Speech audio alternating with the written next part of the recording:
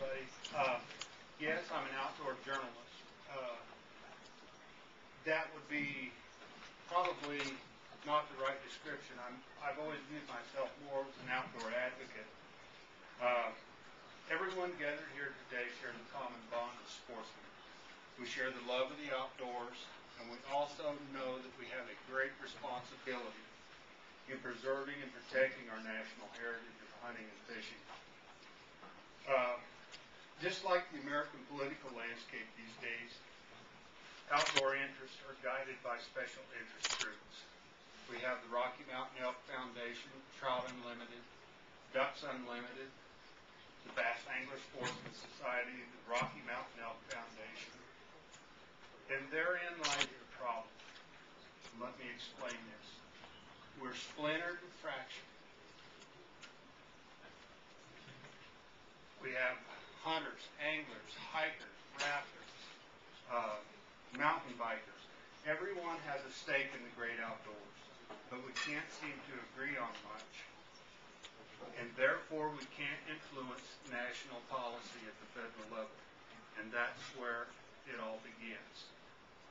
I'm standing here today to tell you that this has got to change because of the threats we now face. And let's just list some of the threats. We have decreasing public access. We have an increasing influx of exotic species into North America. We have diseases.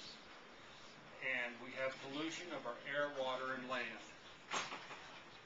On the access issue, earlier this year, a federal judge in Louisiana cited corporate interests in private landowners in a decision that now denies access to recreational fishermen on the navigable waters of the Mississippi River. I never thought I would live to see the day when a government would deny access to fishermen on public waters. If this bothers you, it should. If this decision is left to stand, by the way, it's on appeal right now. If this decision is left to stand, we face the loss of fishing access from the Columbia River to the Potomac. Hunters are faring no better in terms of access right now. Opportunities are disappearing or being eliminated altogether in some areas of the country. The problem is private landowners in many cases have turned the sport into a commercial enterprise. And the only people that can unlock the gates in some areas are those that can afford it. That's wrong.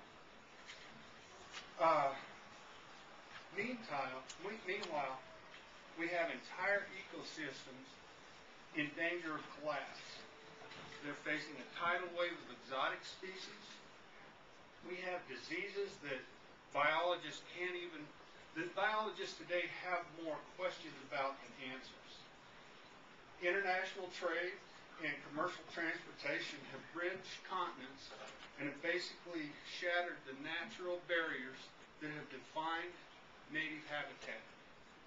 Exotic species from Asia and Europe are now displacing native species across North America.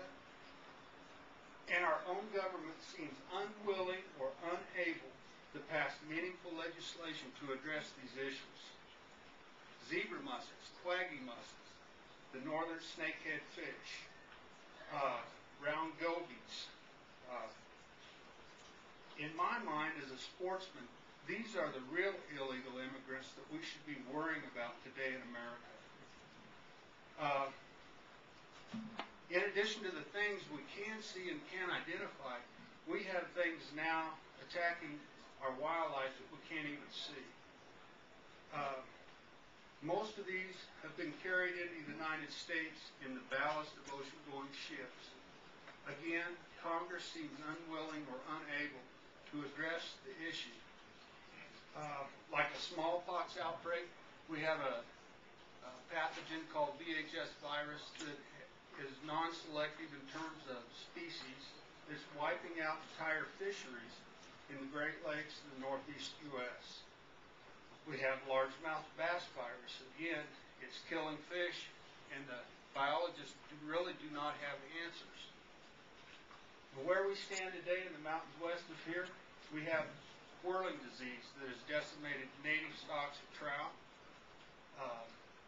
The game animals have fared no better. We have chronic wasting disease affecting our deer and elk. I could continue listing the problems that we have and the problems that we face now, but I won't. The point that I wanted to make by coming here today to speak to you is basically this. Conservation legislation and funding begins at the federal level with meaningful legislation. And we have to press politicians now and in the future to come up with these things to solve the problems that we face. We all know that building consensus among the various wildlife groups is like trying to herd chickens. Some say it can't be done. I say it has to be done. The only way we can do this is through partnerships. And if 50 million anglers could speak with a unified voice, I believe we could honor the legacy of men like Theodore Roosevelt and the other conservation leaders who long ago recognized the value of wildlife and the necessity of wild lands, clean air, and clean water. Our outdoor heritage defines us as Americans. We've got to find a way to speak as one. Thanks for listening to my message. Welcome to Colorado. And again, I appreciate it.